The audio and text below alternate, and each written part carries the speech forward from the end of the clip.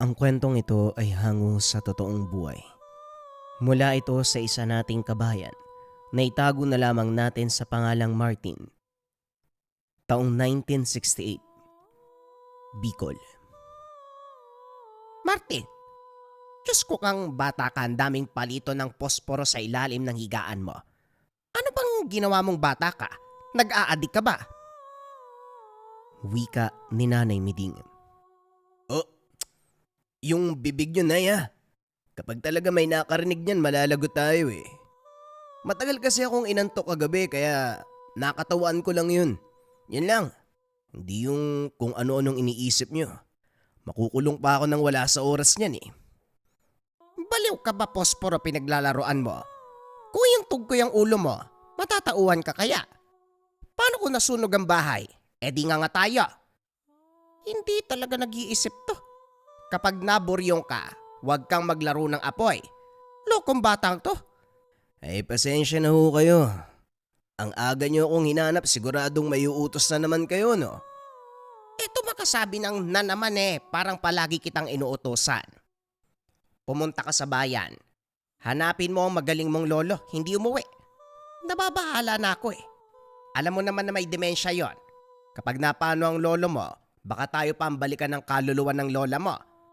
Mahal na mahal pa naman niya yon. Si Lolo na naman. O sige ho, ako na pong bahalang maghanap sa kanya. Yun lang po ba? Daanan mo rin si Mang Tonyo. Basta daanan mo lang. Alam niya na ang sadya mo kapag nakita ka. Tumango ang binata. Matapos maganda, binaybay ang daan patungo ng bayan. Pagdating pa lang, usap-usapan na ng mga tao ang nangyari kay Lolo Ruping. Tinuro ang kinalalagyan nito. Napahilamos na lamang ng muka dahil sa sitwasyon. Madumi. Umihi sa salawal. May putik sa muka. Naglaho ang amoy ng lambanog at lansa ng isda. Nako, Martin. Inumaga na ang lolo mo dito sa isdaan. Humiga ba naman sa planggana? Ayan ang inabot. Napakalansa. May tubig doon sa likod. Paliguan mo muna tapos gamitin mo na lang din tong tuwalya. Maraming salamat po, Aling Hilda. Pasensya na rin po kung nanggulo si Lolo dito. Hindi po kasi namin napansin na tumakas kagabi ano pong nasira, babayaran na lang po namin. Magkano po ba? Nako, makasabi parang ibang tao ka. Iho, nauunawaan ko ang sitwasyon ng lolo mo. Ganyan din naman ang mga magulang ko nung nabubuhay pa sila. Mahirap kasi. Nagmumukha silang bata. Walang ideya sa nangyayari. Wala sa wisyong pag-iisip Pero mabuti si Mang Ruping. Kahit papano bumabalik ang pag-iisip kapag usapang, ang ibig kong sabihin, kahit papano, may pagkakataon na normal siya, hindi ba? Oo. Yun na lang din pong inaasahan namin ni Nanay Sige po, iuwi ko na si Lolo. Pasensya na po ulit sa nangyari Kahit hindi tinuloy ni Manang Hilda ang sinabi, alam na ng binata ang tinutukoy nito. Sa katunayan, manggagamot si Lolo Ruping. Sa kabila ng pagkakaroon ng demensya, nagagampanan pa rin ang tungkulin. Nang makaabot sa unahan, nagulat ng magsalita ang matanda. Tigil muna iho. Nakakapagod Sadali. Sino ka ba? Huwag mo ko lapitan. Hindi mo ba alam na may tinatangan ako dito Isang pagkakamali mo, pwede kitang puksain. Wika ni Lolo Ruping. Mukha ba ako masamang elemento para puksain mo, Lolo? Ako po to, apo nyo, si Martin. Matindi po yung sikat ng araw Tara na po sa bahay, baka... Dumistansya si Martin nang itulak palayo. Dumampot ng sanga ang matanda at nagsimulang umusal ng orasyon. Dali-daling tinakpa ng bibig. Nangyari na ito noon, basta na lamang nagpakawala ng orasyon at may tinamaan. Mabuti na lamang naagapan. Lumayo rin ang binata matapos kagatin ng kamay. Sabing wag mo kong lapitan Isang lapit mo pa malilintikan ka. Sandali. Parang kilala kita. Ikaw ba yung... Hey! Ikaw yung magnanakaw ng manok. Nasaan yung panabong ko? Isoli mo! Nako, naloko na. Ang bait kong tao tapos naging magnanakaw. Lolo, tama na po yan. Umuwi na tayo. Pati ako malilintikan kay nanay. Ang manok ko sabi eh. Isoli mo. Ang laki mong tao tapos umaasa ka sa nakaw para mabuhay. Magtrabaho ka para magkapera. Aray ko, sasakalin mo yata ako ah. Hindi nagpatinag si Martin. Pinasa ng matanda. Mabilis sa mga hakbang para makarating ng tahanan. Naroon na rin sa pintuan ang ina. May bitbit na pamalo. Magmula sa araw na umiral ang demensya ni Lolo Ruping, ito na ang nagsisilbing bata nilang mag-ina. Konsumisyon. Mapapalo na lamang ni Nanay Miding kapag nasagad ang inis. Papagalitan. Sermon sa kaliwat kanan. Pero dahil nga wala na sa matinong pag-iisip, balewala ang lahat ng ito. Kung minsan naging katuwaan na lang, lalong-lalo na kapag kung ano-anong pangalan ang sasabihin. Mariosep ang baho ng lolo mo, Martin. Eh, lumangoy ba yan sa tae? Diyos ko naman. Kung ikukulong makakatakas, kung itatali, kawawa. Tulungan mo ko mag-isip anong gagawin natin dyan. Hayaan na lang po natin si Lolo Ruping. Nandito naman ako eh. Handa po akong sumundo dyan. Nga po pala, hindi ko nadaanan si Mang Tonyo. Babalikan ko po ba? Naku naman, Martin. Mahalaga yun eh. Talagang kinalimutan mo. Pabalikan mo dali. Kumaripas ng takbo ang binata.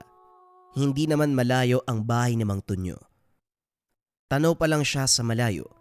Kumakaway na ito. Pagpasok ng tahanan, nakahanda na sa lapag ang mga gamit. May bote pa ng langis. Para saan po pala ang mga tumanong?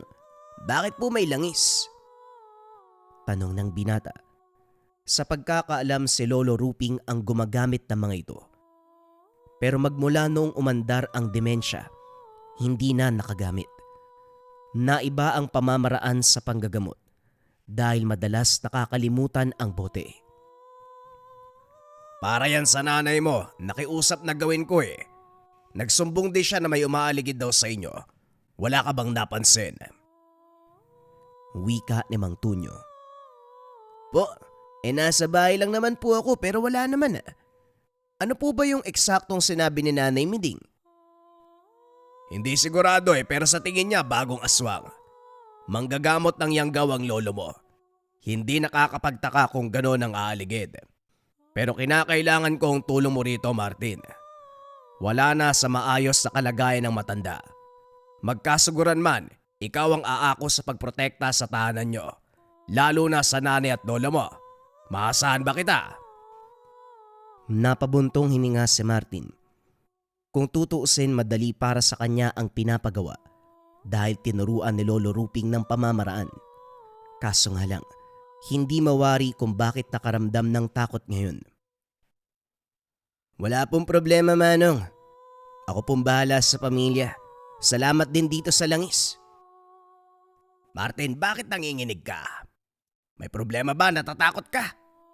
Iho, naniniwala ako sa kakayahan mo. Tinuruan ka ni Lolo Ruping. Ang gagawin mo na lang maniwala na kaya mo. Naintindihan mo ba ang sinabi ko? Opo, Manong. Bakit po pala ganito? Parang natatakot ako. Hindi naman to ang unang beses na may umaligid sa bahay. Nangyari na ito noon eh. Hindi naman ako natakot. Dahil siguro magkaiba ang sitwasyon noon at ngayon. Dati, nasa tamang wisyo pa ang Lolo Ruping mo kahit papano. Kapag may susugod, siya ang haharap. Ngayon wala nang maaasahan kung hindi ikaw. Alam ko rin naman, natutuwid ang pag-iisip ng Lolo Ruping mo kapag nasa ganong sitwasyon. Ang akin lang, huwag tayong magpakampante. Malay natin hindi siya makabalik sa ulira tapos sinalakay na kayo. Iyo, huwag ka mag-alala. Kasama mo ako sa laban na ito. Naglagay ako ng palatandaan sa bakuran nyo. Kung sakali mang merong mapadpad, malalaman ko rin. Sasaklolo ko kagad. At ikaw, kailangan alerto ka sa lahat ng oras. Nagkakaunawaan ba tayo?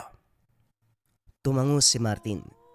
Huminga ng malalim at saka binitbit ang mga bote ng langis. Habang naglalakad, kapansin-pansin ang sumusunod. Binilisan ng hakbang. Bumilis din ito. Binagala ng binata. Bumagal din ang sumusunod. Hindi nagtagal na abutan siya't sinugod. Dinala pa sa masukal na bahagi pero hindi nagpatalo si Martin. Hinampas ng bote sa ulo. Nang magbigay reaksyon matapos makaligo ng langis, napagtanto na hindi ito ordinaryo. Kagad binagsak at inusisa. Ang lakas ng loob mo ah. Kasali ka ba sa bagong aswang na umaaligid sa amin? Anong pakay nyo? Anong sadya nyo? Kagaya ng lolo mo, tapang-tapangan kayo. Hindi ubra sa akin ang ginagawa mo. Basagin man lahat ng bote, hindi mo ko mapapatay. Hindi sapat ang langis at bubog para itumba ang kagaya ko. Kapag nakita ka ng lolo mo ngayon, siya pa mismo magsasabi na huwag kang magpadalos-dalos. Malay mo, itong inatake mo ang papatay sa'yo. Hinigpitan ni Martin ang pagdiin ng braso sa leg nito. Sa kabila ng pagdurugo ng ulo, nakabalandra pa rin ang mapang-asar ng ngiti. Sa tingin mo ba hindi ko alam? Manong, wag mo akong mamalitin ha. Mukha lang ako musmos pero magugulat ka kapag iisa-isain ko nalalaman ko sa'yo. Ang kagaya mong tambaluslos, magkaroon lang ng malubang sugat, malapit sa puso at paarawan, pwede nang mamatay. Gusto mo subukan natin? Napalitan ng takot ang mapang-asar nitong muka. Nagpumiglas para makawala. Kung hindi lang dahil sa dumaan na magkakahoy, tatapusin na ni Martin ang nilalang. Wala pa kasing alam ang mga kapitbahay na katulad siya ni Lolo Ruping. Umiiwas lang sa posibleng isipin. At isa pa, mahilig ang mga ito sa pagpapakalat ng mga isyu na hindi naman totoo. Huminto pa ang magkakahoy. Tumingin ng masama. Dito nakatsyempo ang lalaki at tumakas. Kumalma na lamang si Martin. Inantay kung kailan lalakad ang magkakahoy. Huminto talaga ito sa tapat. Kunwaring nagpapahinga. Subalit nakatingin sa kanya ang mga mata. Kipit balikat itong nilampasan. Saan ka ba nagsuot, Martin? Amoy aswang ka. Kulang pa ang langis. May nakainkwentro ka ba? Kung hindi lang nakialam tong si Mang Kulas, naturuan ko na sana ng leksyon yung nilalang na yun eh. Sinugod ako tapos sinundan. Mapupuksa ako sana pero umiksena ang magkakahoy. Kulang na lang isipin ko na magkasabwat sila eh. Sumakto talaga. Kung kailan ko tatapusin, doon siya sumulpot. Hinaan mo nga yung boses mo. Ano ka ba? Kapag narinig ka ng mga kapitbahay, magpapalaganap na naman ng ibang usapan niya. Tayo pang mapapasama eh. Ano ang sadya ng aswang? May sinabi ba? Nagbanta ba? Hindi naman po, inasar nga lang ako eh. Naku naman, sayang talaga oh. Kung hindi lang dahil sa Mang Kulas na yun, malamang nakatikim yung lalaki eh. Tama na sabi, Martin eh. Dalhin mo na lang ito sa lolo mo. Kanina pa yung nag-aantay. Ha? Eh ano inilolo ang langis? Nay, may hindi po ba kayo sinasabi? Daig mo pa ang babae kakaputak. Mabuti pa dalhin mo sa kwarto. Ikaw na ang umalam. Pagpasok ng silid na abutan ang dalawang tao. Si Lolo Ruping ang isa. Ang isa naman ay pasyente. Nakagapos at nagwawala. Lumikha ng ingay na parang asong ulol. Nanlilisik ang mga mata. Ang mga kukot-ngipin, hindi na makapag-intay na kumalmot at magat. Napabuga ng hininga ang binata. Hindi na rin nagtanong. May ideya na sa nagaganap. Maingat na inilapag ang mga bote ng langis. Saka lang tumingin ang matanda. Marami ang pamamaraan para alisin ang yanggaw sa tao at isa rito ang pamamaraan ng matanda. Ang gamit kasi, bao at palito. Ang langis ay para sa huling hakbang. Papaliguan ang pasyente habang binabasbasan. Ito kung matagumpay na makuha sa kaloob-looban nito ang sumpa. Matapos ihipa ng orasyon ng bao, dinin ito sa tiyan. Sinindihan ng 3 palito ng posporo. Walang pasabi na isinubo sa pasyente. Tuloy-tuloy ang pagsambit ng dasal. Bawat paglipas ng sandali, muling ididiin ng bao.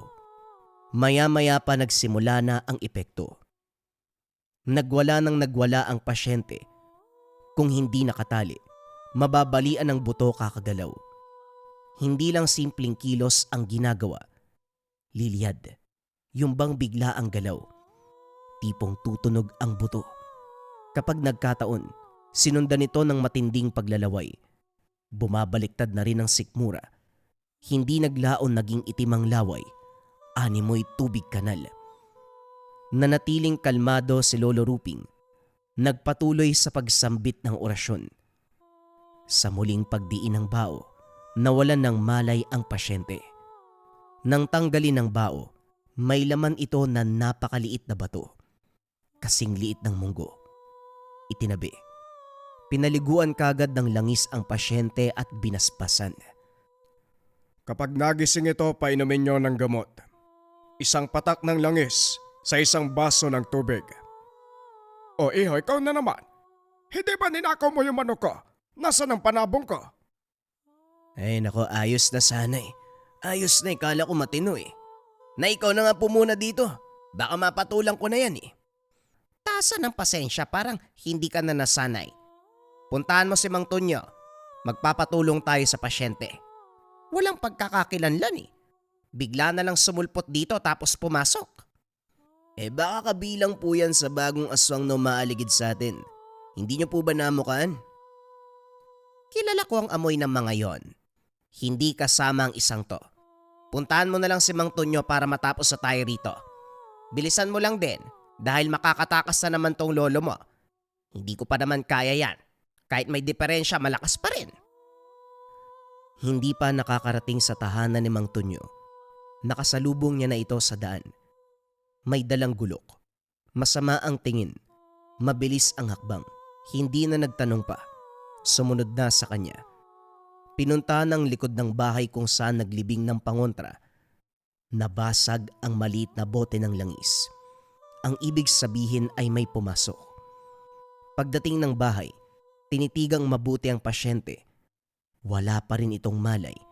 Subalit sa tingin pa lang alam na ni Mang Tonyo ang pakay.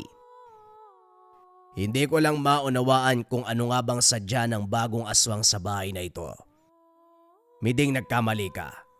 Kabilang ito sa umaaligid dito sa tahanan nyo. Ginamot nyo pa, sana pinuksa nyo na lang. Wika ni Mang Tonyo. Nakagad namang sinalungat ni Lolo Ruping. Pareho kayong mali. Maaaring kabilang ang binata subalit hindi ito bukal sa kanyang kalooban. Napilitan lamang para isalba ang sariling buhay. Kayo ba? Kapag naipit sa sitwasyong panigurado, kakapit din kayo sa patalim. Ganyan ang nangyari ngayon sa binata. Huwag nating husgahan. May kanya-kanya tayong pinagdaraanan. Wika ni Lolo Ruping na ang tingin ay nasa malayo. Lolo Ruping, ginagalang ko ang opinyon nyo pero hindi tayo pwedeng maawa. Sinugod tayo ng binata, kabilang siya sa kalaban. Kailangan nating protekta ng isa't isa. Walang puwang ang awa sa sitwasyong ito. Madalas, diyan nagtatagumpay ang kalaban. Nauunawaan ko ang sinasabi mo, Tonyo, pero hindi sagot ang kamatayan. Huwag kang padalos-dalos. Total, pinag-usapan na rin natin. Bakit hindi na lang pakinabangan ng binata sa halip na tapusin ang buhay? Nagkatinginan ang lahat. Kagad pinag-usapan ang balak na paggamit sa binata. Matapos itong bumalik sa ulirat, inalagaan, pinakain at binihisan. Isinailalim sa isang ritual kung saan susundin ang bawat iuutos. Sa orasyon naman ni Mang Tonyo, sa mga mata ng kasama nito, isa pa rin siyang aswang.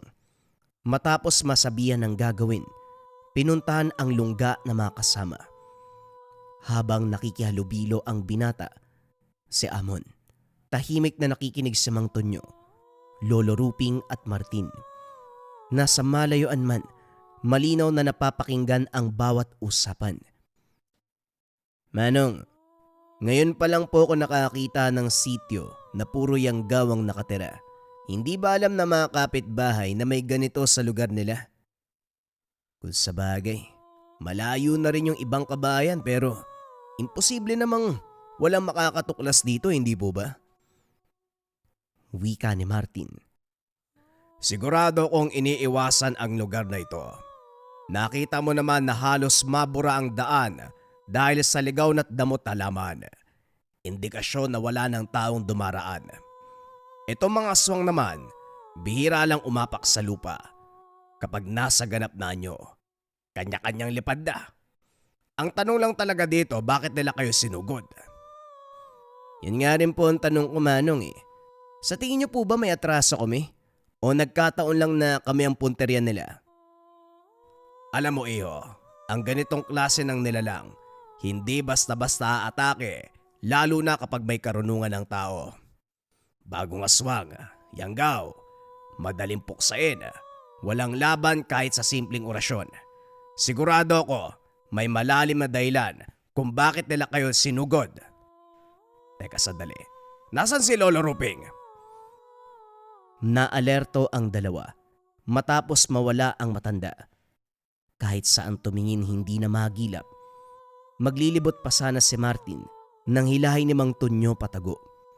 Natunugan ng mga yanggaw. Nagkalat ang mga ito para alamin ang nangyayari. Maya-maya pa lumitaw si Lolo Ruping. Wala ito sa wisyo. Questionableng tinitigan ang mga aswang. Nilapitan pa. Sinuring mabuti ang mga muka. Kilala ko kayo ah. Hindi ako pwedeng magkamali. Kayo mga binatang lumapit sa akin noon. Hindi ba nakiusap pa kayo na turuan ko ng aral kaso umayaw ako dahil nga mga bata kayo eh? Naalala nyo ba? Alam nyo, mabuti pang tumuloy na tayo sa tahanan nyo.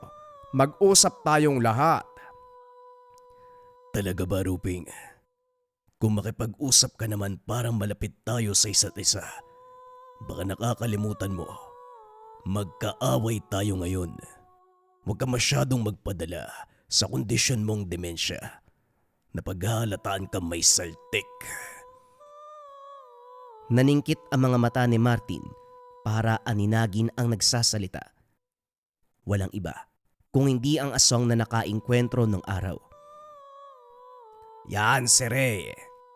Nakasalamuha yan dati ng lolo mo nung panahon na bagong yanggaw pa. Ngayon mukhang ganap na aswang na talaga at sa tingin ko, siya yata ang namamahala sa mga bagong yanggaw. Napapalibutan si Lolo. Hindi po ba tayo kikilos? Wala sa katinoan si Lolo Ruping. Baka mapana siya. Nakita niyo naman no. Kating-kati ang Ray na yan no para patayin si Lolo. Teka sandali. Huwag mong mamalitin ang lolo mo. Manood ka! Binalik ang pansin sa kaganapan. Patuloy ang sagutan sa pagitan ni Lolo Ruping at Ray. Naghahanda na rin ang mga yanggaw sa pag-atake. Sa kabila nito, nagmukamang ewan si Lolo Ruping dahil sa kalagayan. Hindi maiwasang mapangiti ni Martin habang nalingat sa usapan ng lahat. Palihim na nagkarga ng orasyon sa hangin. Maya-maya pa dahan-dahang umatras sa mga ito matapos mapansin ang epekto. Hindi nagtagal isa-isang bumagsak. Si Ray na lamang ang natira at si Amon na nasa hulihan. Tignan mo nga naman. Hindi tayo nagkamali kay Amon. Marunong pumili ang lolo mo. Gumana ang plano.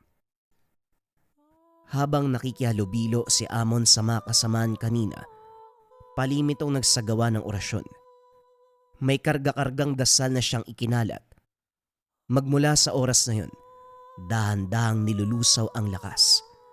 Kaya nang mag-orasyon muli si Lolo Ruping, hindi na nakapalagpa. Anak ng... Oy, ikaw. Ano pang tinatayo-tayo mo dyan? Sugurin mo matandang to. Utos ni Ray kay Amon. Lumapit ang binata pero nang tumapat sa kinakatayuan, siya ang binuhusan ng langis. Alisto si Ray. Ginamit ang kakayahan at dali-daling tumakas. Susundan sana ni Mang Tunyo pero pumigil si Lolo Ruping. Bagay na hindi maunawaan. Pagkakataon na natin yun, Lo. Papalampasin pa ba? Tapos na mga yanggaw. Yung tambalos-los na lang. Papatakasin pa talaga. Masyado kang nagmamadali, Tonyo. Hindi mo ba nauunawaan ang nangyayari? Hindi si Ray ang kalaban dito. Mabuti pa maganda na lamang tayo sa mas malaking laban. Hayaan mo muna siyang umuwi sa amo niya. Hayaan mong malaman nila ang kaganapan upang maalerto sila. Maging si Martin hindi sang-ayon sa naging pasya ng matanda. Katulad ni Mang Tonyo, nais niyang puksain na si Ray habang may pagkakataon pa. Pagkatapos ng kaganapan, umuwi ang lahat sa tahanan ni Lolo Ruping. Sakto ang pagdating. Muling umiral ang demensya. Hinayaan nila itong maglaro sa putik na parang bata. Sa bakuran lang naman, kaya kampanting hindi lalayo. Pwede po ba ako magsalita? Baka pwede kong umalis. Kailangan ko kasi magpakita sa pamilya ko para malaman nila na buhay pa ako. Wika ni Amon. Hindi ka naman namin pinapatahimik kaya magsalita ka lang. Ang tungkol dyan, hindi ako sigurado. Alam ni Ray na umanib ka sa amin kaya hindi ka pwede magpakita sa pamilya mo. Malay natin sumugod yon at madamay pa sila. Miding, baka pwede si Amon dito. Mga ilang araw lang hanggang sa matiyak nating ligtas siya. Wala namang problema dahil may bakanting kwarto dyan. May papakiusap lang ako, iho. Total, nandito ka na lang din. Baka pwedeng tulungan mo kami sa pagbabantay kay Lolo Ruping. Anak na, nasa na yon? Hindi magkanda-ugaga ang lahat sa paghahanap. May bakas ng paa sa daanan, subalit nawala na rin pagdating sa unahan. Kanya-kanya sa paggagilap. Naghiwalay ng direksyon para mapabilis. Kaso nalibot na lang ang lugar, maging ang bayan. Walang Lolo Ruping na namataan. Tumambay muna si Martin sa merkado. Gulong-gulo ang isipan. Walang ideya kung saan hahanapin ang matanda. Maya-maya pa, lumapit si Aling Hilda nang makita siya. Oh, Martin, anong ginagawa mo rito ng ganitong oras? Bibili ka ba? Sarado ang mga tindahan. Hindi naman po. Inabutan lang ng madaling araw kakahanap kay Lolo Ruping. Nawawala na naman po siya eh. Hindi niyo po ba nakita? Nawala po bandang hapon eh. Nako, sinasabi ko na nga ba? Kahapon kasi dumaan siya. Humingi pa ng barya kasi mag-iinom daw. Pinigyan ko naman. Nagtungo sa tindahan, bumili ng lambanog. Tapos may lumapit na matanda. Patay sa usapan ng dalawa. Parang magkakilala, kaya hindi ako nag-isip ng masama. Yun siguro ang dahilan ng pagkawala. Matanda po? Anong muka? Nakilala niyo po ba? Sa nalalaman ko, taga-ayos ng sirang gamit. Nagbahay-bahay pa nga yun eh. Minsan ang dumaan sa amin. Hindi ko alam ang tunay na pangalan, pero tinatawag siyang Ambo. Subukan mong pumunta sa kabilang sityo. Makikita mo ang kubo na malapit sa kalsada. Yung kalahating nipa, kalahating sako ang bubong. Doon siya nakatira. Kagad pinuntahan ni Martin ang lugar. Bago tumuloy, inusalan muna ng sabulag ang sarili. Habang papalapit sa kubo, hindi nakaligtas sa pang-amoy ang samyu ng aswang. Ilang hakbang na lang sana, kaso biglang namatay ang ilaw.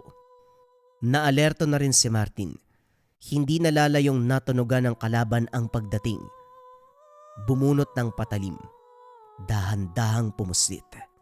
Hindi nakakandado ang pintuan kaya patuloy lang sa pagpasok. Kaso nga lang wala nang naabutan. Ang nakita ay bukas sa bintana sa likuran. Tanaw pa ang bakas ng dinaanan nito. Nilibot ang tahanan. Masyadong malinis. Ang naroon na lamang ay kagamitan sa pagkukumpuni at mga sirasirang bagay. Bukod sa mga ito, wala nang kahinahinala. Hindi nagtagal sa lugar, pero bago umalis binuhusan ng langis ang buong bahay at iniwan ang 3 palito ng posporo. Magsisilbi itong sumpa. Habang binabaybay ang daan pauwi, sa wakas nahagilap din si Lolo Ruping. Nang tapikin ng balikat nito, napalundag sa gulat ang binata. Puno ng dugo. May karap na bangkay. Nang aninagi ng muka ito ay walang iba kung hindi si Ray. Dali-daling kinaladkad palayo ang matanda. Lo, kayo po ba ang gumawa nun? Anong nangyari? Bakit umabot sa patayan? Nagkaengkwentro ba kayo? Hindi ako ang pumatay sa binata. Nabutan ko lang siya nag-iingalo. Gusto ko sanang gamutin kaso huli na ang lahat. Kawawa siya. Nakiusap na sana mabuhay pa. Kung sino man ang gumawa nito sa kanya, pagbabayarin ko. Napailing si Martin.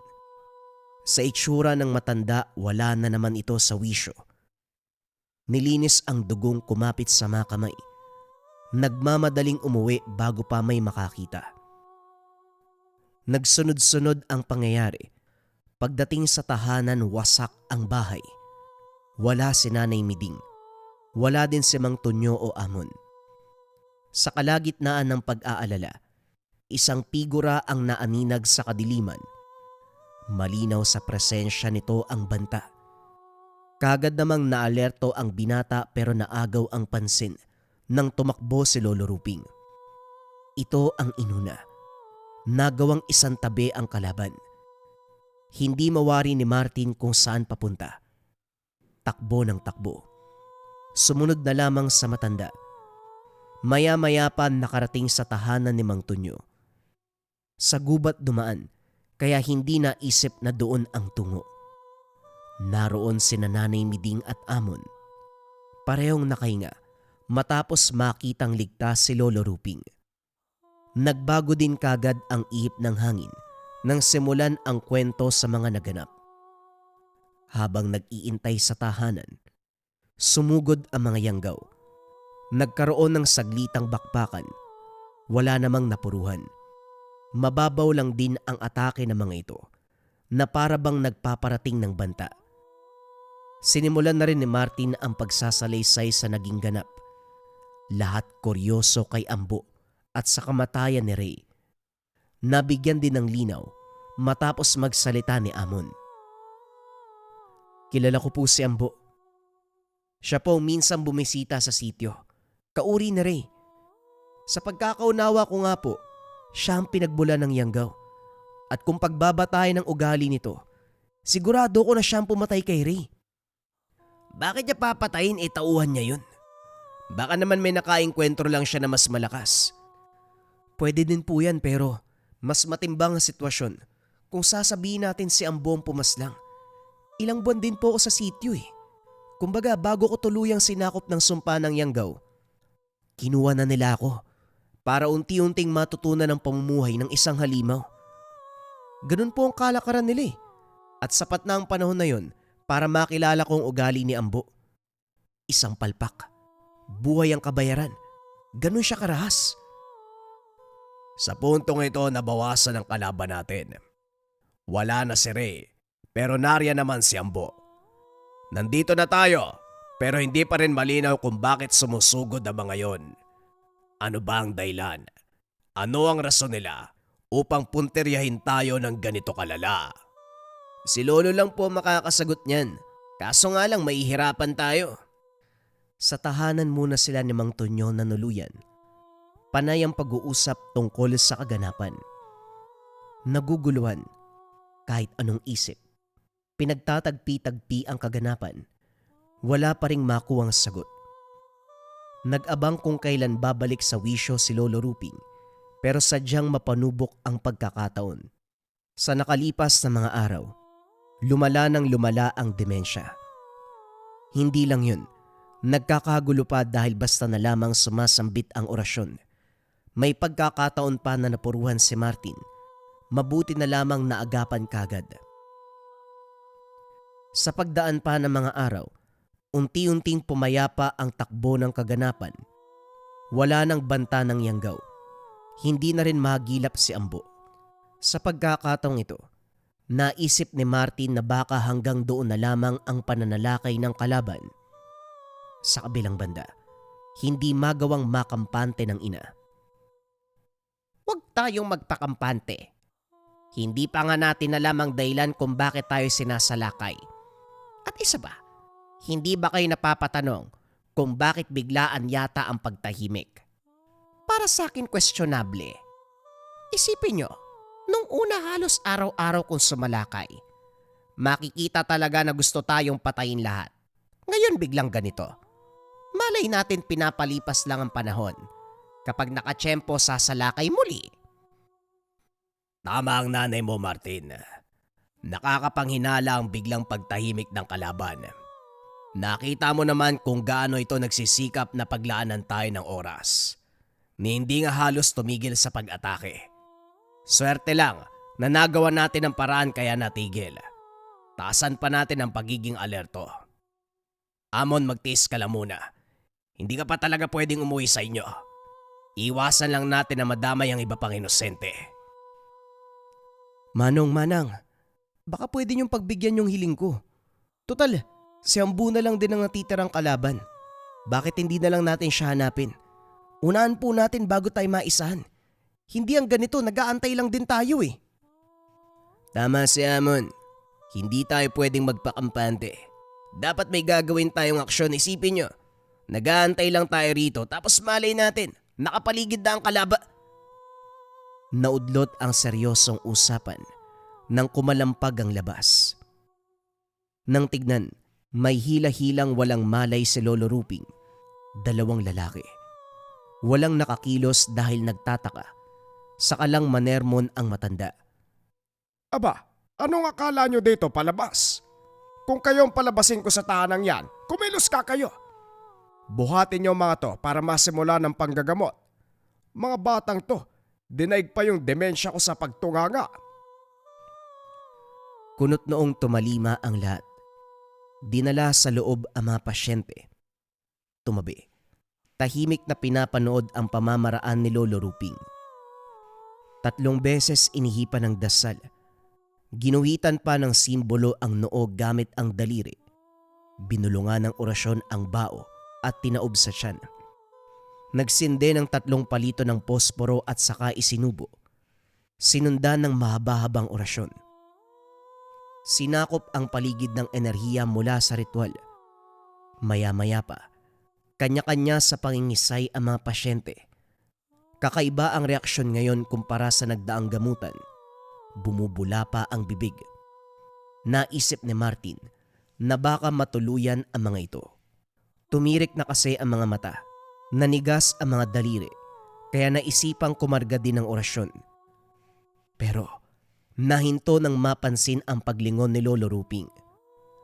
Huwag ka nang makialam. Alam ng lolo mo ang ginagawa niya. Hindi naman siya magre-ritual ng ganyan kung alam niyang hindi kakayanin ng pasyente. Wika ni Mang Tonyo. Tuloy-tuloy ang kaganapan hanggang sa tinapos si Lolo Ruping. Pagtanggal ng bago, naroon na ang bato na kinargahan ng sumpa. Kayong dalawa, ituloy ang panggagamot. May asikasuhin lang ako. Sinunod nila ang sinabi ni Lolo Ruping. Paglilinis na lamang na nagkalat na laway at natitirang baka sa katawan ng ginawa. Pagkatapos nun, pinainom ng lunas at saka hinayaang magpahinga. Pumalit si Amon sa pagbabantay kaya nagkaroon ng pagkakataon na silipin si Lolo Ruping. Nagriritual ito sa labas. Napangiti naman ang binata dahil sa puntong ito. Parang wala na sa kondisyong demensya ang matanda. Napaka-normal kung titignan. Hindi mababanaag ang kalagayan. Ang bato na kinargahan ng sumpa, hindi natatapos ang bisa sa paglabas ito sa katawan. Kinakailangan pa itong puksain. Pwedeng sa pamamagitan ng pagbaon sa lupa o hindi kaya idaan sa mano-manong ritual na siyang ginagawa ni Lolo Ruping. Kahit dito hindi pa rin nawawala ang bao at palito ng posporo. Pagkatapos, ibinaon ng bato. Patay na ito pero kailangan laliman para hindi madaling mahukay.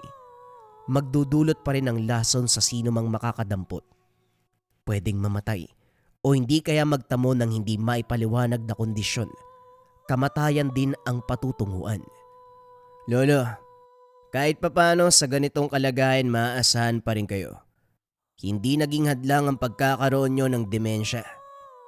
Nga po pala, sa tingin nyo po, nasan kaya si Ambo? Pinag-uusapan namin kanina ang tungkol dito. Naudlot kasi dumating kayo dala mga yanggaw. Yun pala, saan nyo sila nahanap? Biktima sila ni Ambo. Nakasalubong ko. Humingi ng tulong. Kilala ko mga binatang yan. Minsan na nila akong hinatid nung naligaw ako eh. Mabubuting tao pero sinubok ng pagkakataon. Ligtas naman sila kaya wala ng problema. Paano nyo po nalaman na biktima ni Ambo? Nakita nyo po ba yun? Oo, nagkausap nga kami. Nagtatago siya kasi hindi na makabalik ng kubo. May sumira ng tahanan niya. Nakakaawa nga kasi kung saan-saan na lang natutulog eh. Nang titigan ni Martin ang matanda mata sa mata. Piniling sabayan. Sinamantala habang nakakasagot pa sa mga katanungan bago tuluyang lamunin ng demensya. Nasaan po ba si Ambo ngayon? Saan natin siya makikita kung sakali? Doon lang sa kakauyan. Basta maraming puno sa paligid. May mga bato. May nakatambak na sako sa tabi. Malapit lang din sa daan eh. Kaya nga nagkita kami kasi habang naglalakad ako, tinawag niya ako eh. Dali-daling pinaalam ni Martin sa mga kasama. Pinapasok muna si Lolo Ruping. Iniwan sa pangalaga ni Amon at Nanay Miding. Sigurado na ang binata kaya hindi nagdalawang isip na magbitbit na mga gamit. Gayon din si Mang Tonyo. Magkabilang bewang nakasugbit ang patalim at bote ng langis. Pagdating sa lugar na itinuro ni Lolo Ruping, naaktuhan si Ambo na nag-aabang ng biktima. Pinagbasdan muna nila ang galaw. Habang papalapit ang humaharurot na motorsiklo, naganda ito sa pag-atake. Pero naudlot ng magpakawala ng orasyon si Mang Tonyo. Sinuri ang paligid hanggang sa natanaw sila. Sa puntong yon hindi tumakbo ang matanda. Malakas ang loob na humarap. Kumusta ho, Manong? Siguro naman kilala nyo na kami. O magpapakilala pa ba? Kilalang kilala, binata. Ikaw ang sumugod sa bahay ko. Nagkalat ng langis at nag-iwan ng sumpa. Hindi tuloy ako makapasok. Nakakahilo. Ito naman kasama mo. Hindi ako sigurado pero masyadong mayabang. Sa tindig pa lang oh. Anong may tutulong ko sa inyo? Nakita niyo naman na nasa kalagitnaan ako ng operasyon. Hindi ka naman siguro mangmang para walang maunawaan, hindi ho ba? Huwag na magmaang-maangan. Alam mo sa iyong sarili na ikaw ang sadya namin. Ganun ba? Nandito kayo para kay Ruping, tama? Ay naku, kung alam nyo lang kung gaano kahambog ang matandang yun. Sa sobrang yabang, kinarma tuloy. Nagdurusa sa sakit na demensya. Pero hanga pa rin ako dahil kahit papano, may naaalala pa rin siya. Magkalinawan nga tayo, Manong. Anong dahilan mo para gambalain ng pamilya ni Lolo Ruping? Sa pagbumuka mo, parang ikaw naman ang may atraso sa kanila. Tama ka. Ako nga ang may atraso kay Ruping. Mang Tonyo, hindi na ako makapagpigil. Patayin na natin yan. Sino ba nagsabing magpigil ka? Sige, tapusin mo na yan. Ang kapal ng mukha niyan. Sabay na sumugod si Martin at Mang Tonyo. Nagpalit ng anyo si Ambo upang matapatan ang atake. Masyadong mabilis. Isang tingin na sa likuran na. Walang tigil sa pangalmot. Sumasaglit din ang pananakal at kagat. Hindi lang yun. Kapag nakakapit kakalad ka rin sa masukal at doon itotodo ang atake. Kaso nga lang, daig ng isa ang dalawa. Matapos pagtulungan, nakahandusay na lamang ito sa tabi. Nagdala pa ako ng bawat palito ng posporo. Akala ko kasi mahirap kalabanin ang hayop na to. Tignan mo, ang dali lang. Wala pang ilang minuto, bagsak na. Ganito ba talaga kapag mababang uri, Mang Tonyo? Manong? Nasaan ka, Manong? Naalerto ang binata nang marinig ang sigaw mula sa kung saan. Sinundan. Ang naabutan na lang ay gulok na puno ng dugo. Maya-maya pa tumilapon ang binata matapos mabangga. Napaigtad pa ng may bumagsak. Pagtingin nangingisay si Mang Tonyo, dadaluhan na sana ng muling lumitaw ang nilalang. Binangga siya at muling tumilapon. Hindi pa nakakilos. Dumagan na ang aswang. Kaliwat kanan ang pagkalmot sa kanya. Nanlaki na lamang ang mga mata ni Martin dahil sa puntong ito. Tumalab ang atake ng nilalang. Ang sabulag at orasyon ay nawasak. Pilit inabot ang bayong na pinaglagyan ng bawat palito, kaso nga lang hindi napagbigyan. Wala nang laban ang binata. Nagpatianod na lamang sa ginagawa ng aswang. Subalit sumakto din ang dating ni Lolo Ruping. Para itong malaking tao na pasimpleng binalibag ang kalaban. Bago ito hinarap, nilapatan ng orasyon si Martin at Mang Tonyo para makaligtas sa bingit ng kamatayan. Nakalimutan mo yata na paminsan-minsan dumadalaw ang katinuan ko. At kapag nangyari, ikaw ang unang sumasagi sa isip ko. Kumusta, Ambo? Parang kailan lang nung nagtuos tayo Hawak ko pa sa bisig ang nag-iisa kong anak noon. Tapos ito tayo ngayon matatanda na. Naaalala mo pa ba ang ginawa mo? Pinalampas ko sana dahil ligtas naman ang anak ko. Kaso ikaw itong naghukay ng libingan mo. Sige, total, magkarap na tayo. Patayan kung patayan. Bigyan mo ko ng magandang laban para walang pagsisisi kung pareho tayong mamamatay. Kumilos ang aswang. Tumakbo pasugod. Pero isang sambit ng orasyon ni Lolo Ruping nanigas sa kinakatayuan para na lamang itong tuod. Nagbago na pala ang isip ko. Ang dami mong naperwisyo Huwag ka na lang lumaban. Matapos bulungan ng bao, nagsindi ng 3 palito at isinilid dito. Sinaklob sa mukha ng aswang. Inihipan ng dasal. Hindi nagtagal umusok ang bao. Sumigaw ng sumigaw. Pero wala nang magawa nang mabiyak ang ulo. Dumanak ang dugo. Patay ang nilalang. Lumipas ang ilang sandali. Lumapit si Martin kay Lolo Ruping na nakatayo habang nakatitig sa bangkay. Kakausapin na sana ito. Nang biglang,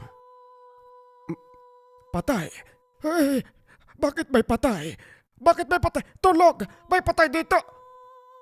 tinakpan ni Martin ang bibig nito bago makaagaw ng atensyon. Iuwi mo na si Lolo Ruping.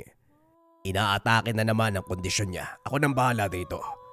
Siguraduhin mong tatahimik siya. Kapag merong nakarinig na may pinatay tayo rito, tayo pang mananagot. Ligtas na nakabalik ng tahanan. Bigla na namang bumalik sa wisyo ang matanda nang makita ang kalagayan ni Martin. Sugatan, kaya dali-daling ginamot. Yun din ang ginawa kay Mang Tonyo nang makauwi ito. Pagkatapos, balik na naman sa kondisyon ng matanda. Maswerte kayo. Natulungan kayo ni Lolo Ruping. Wika ni Nanay Miding. Sa ngayon wala na tayong kalaban. Matatahimik na ang buhay natin. Maraming salamat sa pagsama mo, Amon.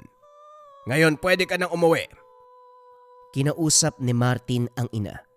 May nais kumpirmahin.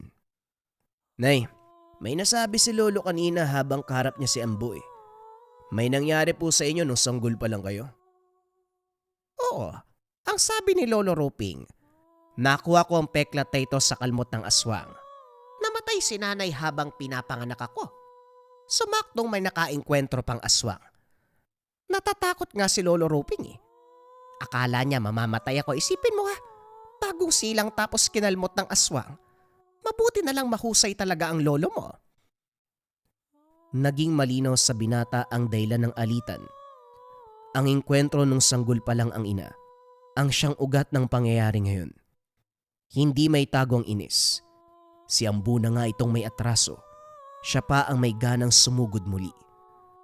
Naintindihan din ni Martin. Saka lamang naglakas ng loob itong si Ambu nang mabalita ang nagdurusa sa demensya ang matanda. Akala siguro may isaan si Lolo. Kahit may sakit yan, mapapatay ka pa rin yan. Matapos ang kaganapan, balik normal ang buhay ng lahat. Buhos ang atensyon ng mag-ina sa pag-aalaga kay Lolo Ruping. Sa paglipas ng panahon, lumala ng lumala ang kalagayan. Hindi naglaon tuluyang namayapa. Wala ring pagkakataon si Martin na ipagpatuloy ang natutunan mula sa Yumao. Nabigyan ng oportunidad na makapagtrabaho sa abroad. Para makaraos sa buhay, lumipad sa ibang bansa. Itinuon na lamang atensyon sa pagtatrabaho. Subalit hindi nangangahulugan na nakalimutan ng karunungan. Kapag nakakauwi ng bansa, sinusubok ang kakayahan. Sumasama kay Mang Tunyo para manggamot. Ang pamamaraan niya, batay sa pinamana ni Lolo Ruping. Ang paggamit ng bao at 3 palito ng posporo. Patotoo sa Marahuyo Bracelets. Balik sumpa o rebuelta sa mga mangkukulam, mambabarang o sa mga taong nagbibigay ng negatibong enerhiya. Maayos na pagtulog sa gabi, na wala na yung mga panggagambala, yung mga bangungot, yung mga pangangati. Ilan lang yan sa mga patotoo ng Marahuyo Bracelet natin mga kabayan. Ito ay depende sa espiritual, kontra kulam, barang, tigalpo, palipadhangin, usog, o kahit anong masamang uri ng sumpa. Nandyan din yung tinatawag nating rebuelta or sumbalik. Kung ano man yung sumpa na ibinigay sa inyo, ibabalik sa taong nagbigay. Marami ng patotoo ang Marahuyo, kitang-kita naman sa reviews natin kabayan. Kung interesado ka sa gamit na ito, kung nangangailangan ka ng kontra sa lahat ng sumpa at negative energy sa 2026, ito na ang tamang pagkakataon para kumuha. Kung interesado ka, i-visit mo lang ang shop ng Lika Merchandise.